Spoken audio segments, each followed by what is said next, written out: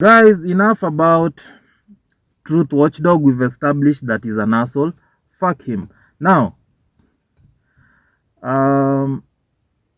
my question is YY comedian okay? Is YY comedian all right? Because recently, or rather just the other day, comedian Oga Obinna posted a video, and in the caption he wrote, nitafutieni bibi kutoka sijui wapi. At this point he needs a kienyeji that is going to, to clean up for himself ndio apate bibi, right? So maybe he was serious. Okay, these comedians are always serious rather, but they always put it as jokes, right? And YY comedian goes into the comment section below, just below the caption, and he writes, Hiyo kusafisha ndio mbaya sana, blah blah blah. He goes on and on and on. Haya, violence, wacha niwakishe vita kidogo. So I spoke about kutafuta demo wa village alafu na upgrade nini unamsafisha at least asikue slay queen na yuko kwa social spaces. Then YY akasema, oh hiyo ni mbaya, usisafishe demo, ukimsafisha most of the time anakuja atakuacha nini. But wait a minute, wacha hata kwanza nisimame kidogo. YY, si umesafisha bibi yako? No. Your wife, the way she looks now is not the way she looked when you first introduced her to the game and the space and to us, yani the general public. So why are you preaching wine and drinking water? Mbona unataka si tutafute watu tuwasafishe? Unaona venye wife yako kompoa. Amekuzalia mtoto mpoa, ako hapo, she's submissive from what we can see. Let me say that. Na umetulia, alafu sisi utaki tutafute watu tuwasafishe? Wewe what? And it raises questions, it raises concerns. Now, if you know me, if you've been at day one of Anonymous team, you know I've been a big fan of YY comedian.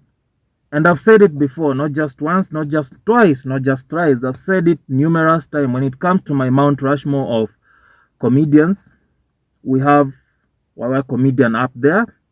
We have Kevin Hart following Apu Nyumas, number 2. And then we have Dave Chappelle, Apu number 3. And the rest will follow. You see, I have put a Kenyan comedian at the top of my Mount Rushmore list, not because he's a Kenyan, but because I truly do believe that hands down, YY comedian, according to me, I do believe that hands down YY comedian is the best comedian out there. And that hasn't changed and will never ever change, despite the fact that YY comedian doesn't like Anonymous team at all. Right? And how do I know he doesn't like Anonymous team at all? He has blocked me on all social media platforms. Okay, it's understandable. It's understandable. I did make some content initially concerning I'm repeating this story. Okay, let me repeat this story. So there's this time what do you call him? Okay, let me not even go into details. So basically, I've made some content about YY, about Dinga wife, criticizing Dinga wife, like what I usually do, criticizing stuff, criticize everything, right? And YY never took kindly to that, right? So he blocked me on all social media platforms, which is okay. But he still remains to be one of my favorite comedians. I'm not looking forward to, I don't have any beef with him. If there is any beef with him against me, I'm not really looking forward to squashing it, but hands down, he'll still remain one of my best, comedians. And not just as a comedian, I'm a fan of YY as a person too. You know, while I know he's a good industry player, even though he doesn't like me, I'm pretty sure one day he'll give me an interview. So that's dope. That's dope. So YY goes down Pale and he writes he writes some stuff, right? And how does the old adage go? Kupigwa dust is constant, right? So after writing all that, Nani, what do you call him? Comedian Obinna comes back again with another video and he says, okay, so YY has said tusisafishe vienyeji, whereas YY mwenyewe alichukua kienyeji wake akasafisha. Sasa kienyeji wake ako sawa, kienyeji wake ako na pesa zake, kienyeji wake anaweza jisimamia, kienyeji wake, as we all know, or rather as we've all seen, ni bibi mzuri, anapikianga wageni chapati, ako submissive from what we've seen. And then YY also writes comments on that as well, and he tells Obinna, go reread what I wrote. You've even created a tone from what I wrote, then come back and then we can have this discussion, right? And the video trends, it's been trending on TikTok a lot. I actually came across it on TikTok, so I went to Obinna's page to check it out. Unajua, cause lazima ni kama hapa na ladies and gentlemen, na kaukweli, kama mtaki tunawanyamazi. Yeah. Ambieni huyo mjamaa chinchi hiyo intro yake. Kama mpend na tumekuja na ka evidence, so I had to go and search for evidence, right?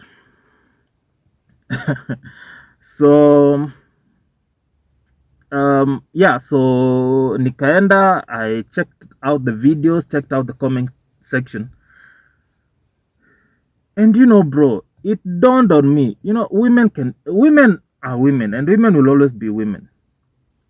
And if you go back to some of the videos that I did on YY, and not just YY alone, or rather YY and his wife, you'll realize they are no longer there because I made them private.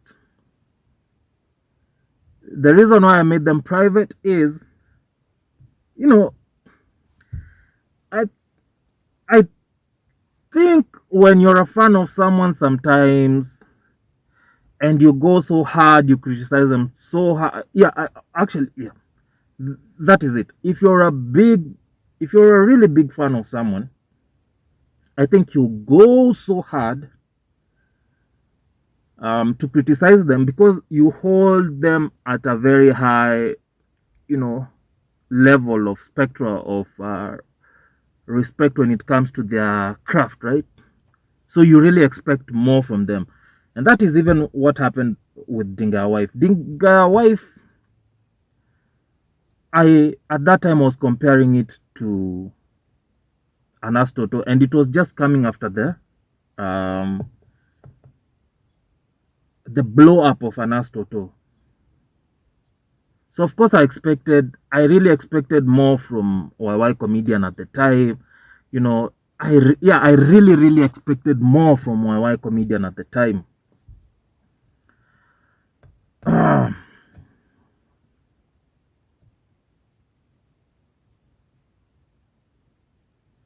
So when it did not live up to expectation,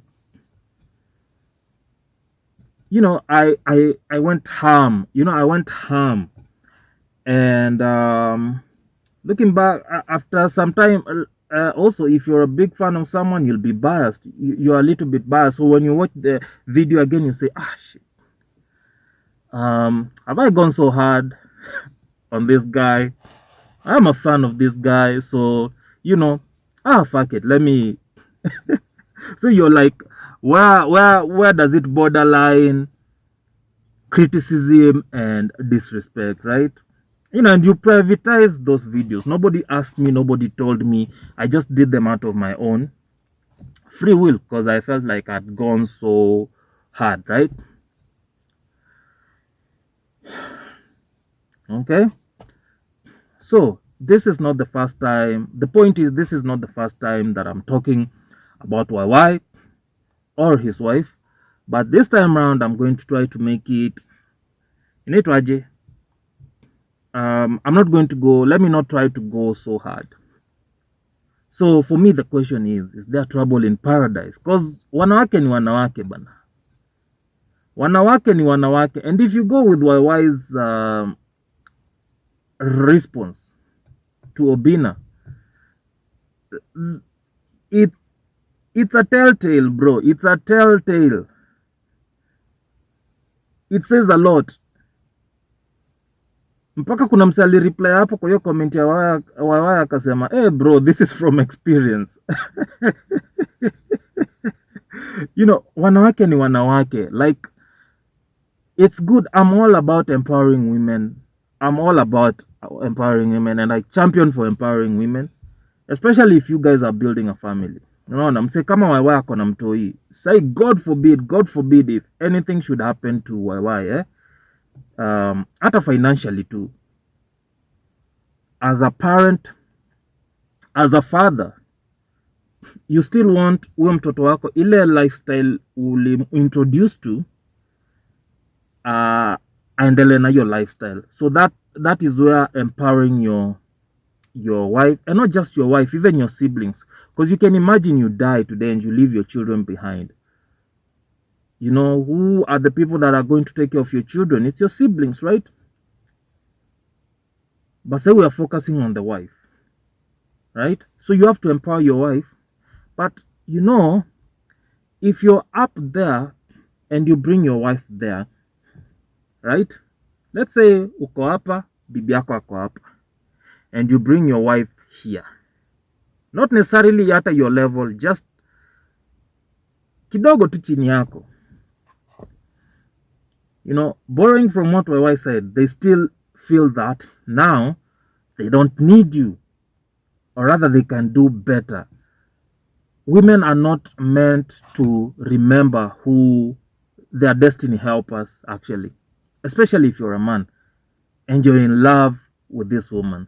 And like I said in I don't think I posted that video. The problem is sleeping with your destiny helpers. You know, you guys sleep with your you women out there sleep with your destiny helpers. You even get babies with your destiny helpers.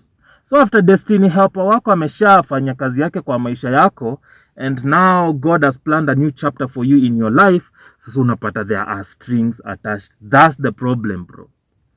Na wanaume pia ni kina nani? Wanaume wataki kukua tu destiny helpers bila anything involved.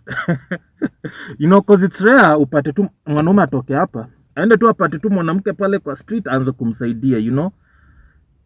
You know, first of all, this man has to see something in this woman. He has to fall in love with this. And when a man sees something in a woman, he falls in love. Do you get what I'm saying? If a man sees something special in a woman, he falls in love. If a man sees something special in a man, he becomes their destiny. If you're in a position to be that person's destiny helper, you become their destiny helper. Let's say uone mse pale ni uone chali fulani pale ni msanii, jamaa hii talent yake ni noma, yani umemtambua. That's something special, right? Na ukiwa in a position ya kumpeleka studio, something like what Jalango did for Otile, you see, that's a destiny helper, right? But you see, with men, there's nothing. There's no strings attached. And men rarely get emotional, apart from our vijana wa siku hizi, but men rarely get emotional. So utapata wewe kama mwanaume usaidie mwanaume mwingine, chances are in the future hata mwanaume might reciprocate the favor, even if it's 5-10 years down the line, right? Because that's how it works. However, for women, that's not how it works. For a man, when you see something special in a woman, most chances you fall in love with that woman. And now once you fall in love with that woman, mshaanza kukaa pamoja unasema, huyu mdemu wangu ako talented in acting, huyu mdemu wangu ako talented in singing, let me nurture this talent. Which is what YY did. Na hajafanya makosa, there's nothing wrong with that. But you see, at the end of the day, this is his wife. This is his girlfriend. This is the mother of his child. She doesn't feel like he's doing her a favor. She feels like it's his obligation to do that. Of which, also, if you look at it,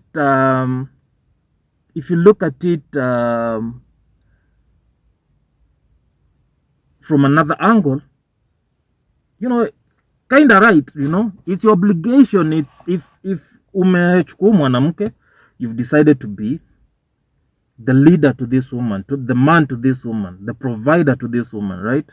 The husband to this woman.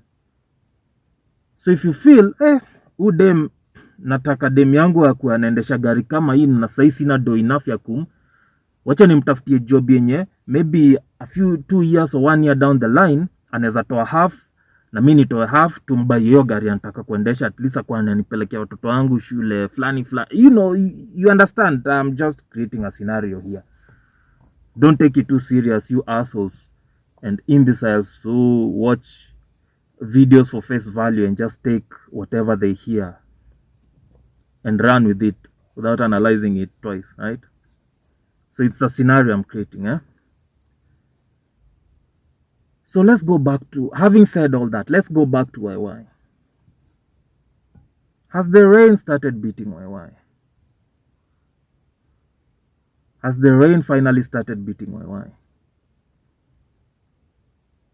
Because if you empower your girlfriend or if you empower your wife, it's not guaranteed that they are going to stay with you forever. Like I was saying before I lost my train of thought, maybe God just destined you to be the destiny helper in this woman's life.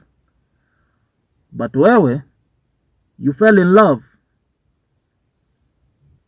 right? Na ukafanya kazi Mungu alikutuma ufanye kwa maisha yako mwanamke. Kazi ya destiny hapa na ukaifanya, lakini ulifall in love pia. Na aside from being the destiny helper, you decided to be the husband pia. So when your job as the destiny helper in this woman's life is finally done, and the instincts to this woman kick in and the emotions na spirit yo mwanamke inamwambia okay, sasa I think I've outgrown my destiny helper, which happens to be her husband or her boyfriend, and now she wants to move on. It becomes an issue. It becomes an issue and people start saying, oh, don't help the women you're dating. Usisafishe mwanamke una date. Maybe it was just that you were just supposed to be this woman's destiny helper. Hey, bwana yake ako iko nje. You know, let me repeat the words of a very, very wise man. A very, very wise man of God. You can be married to a woman for years. You can even have children. And then upate this woman is not your rib. You get? So if you're a Christian, you'll understand. You can be married to a woman for many years and even have kids. But then upate this woman is not your rib. If you're a Christian, you'll understand. So the question is, as the rain started beating why? Because we've seen it with Nani, anaitwaje?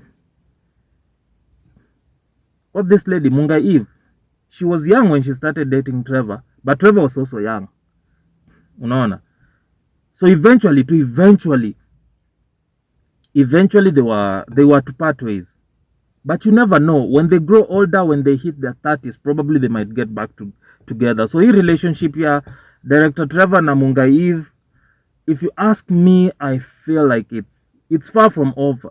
They're both 22. Are they both 22? Yeah, I think they're both 22.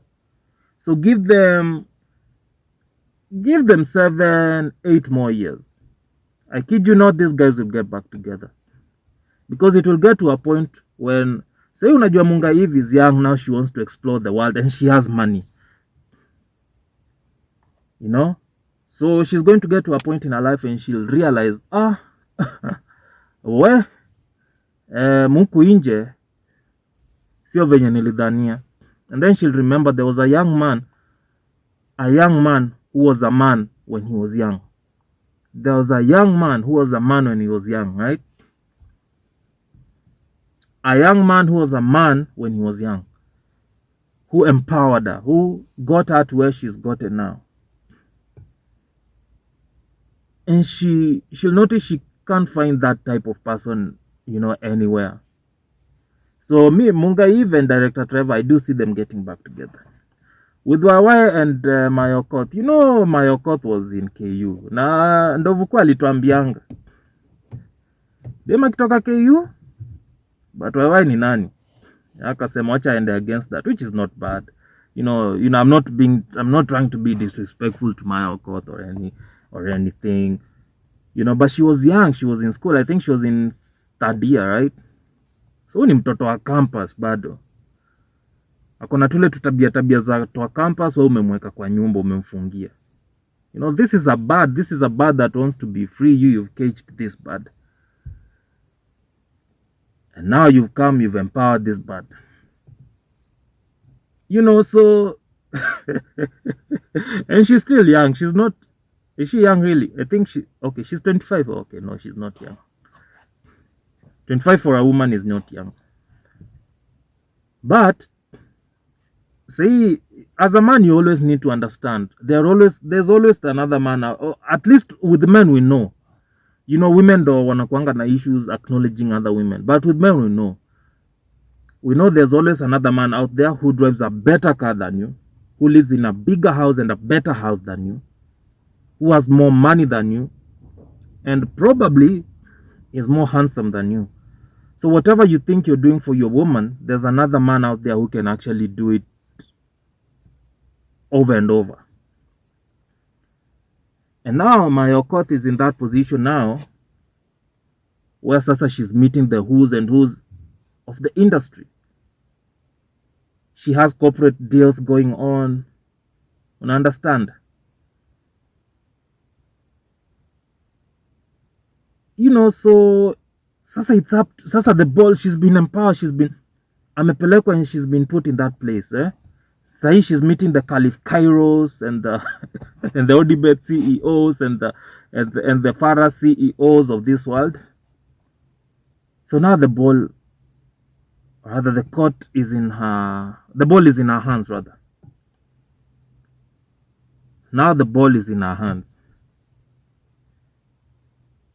Is she able to beat the pressure and still maintain with this guy who brought her there?